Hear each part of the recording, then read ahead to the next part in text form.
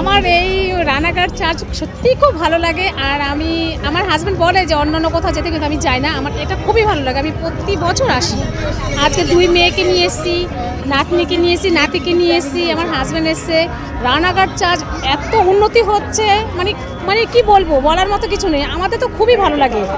আর অনেক অনেক ভিড় হয়, অনেক ভিড়।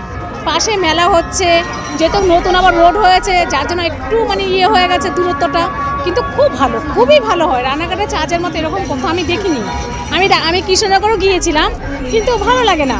কিন্তু আমার পাশে আমার বাড়ি চাকদা আর রানাঘাট বেশি দূরত্ব নয়, কিন্তু তারপর আমার রানাঘাট খুব ভালো লাগে, খুবই ভালো লাগে। আশা করি ভবিষ্যতে আরও ভালো হবে, আরও ভালো হবে।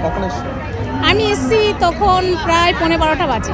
কেমন ভিড় লক্ষ্য করতে পারছেন? ভালো, অনেকটাই অনেকটাই, আরও হবে। এখনো তো কিছু না, আরও হবে, প্রচুর ভিড় হবে, প্রচুর ভিড় হবে। সব দিক দিয়ে ভালো। এখানে নাচ গান, তারপরে ফাংশন হয়, সমস্ত সব কিছু অ্যারেঞ্জমেন্ট করা হয় এখানে, খুবই ভালো লাগে। কারা কারা এসেছিল এখানে?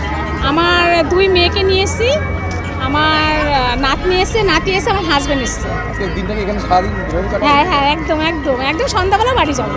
কি নাম আপনার? রীতা মণ্ডল, কোথায় বাড়ি? চাকদা।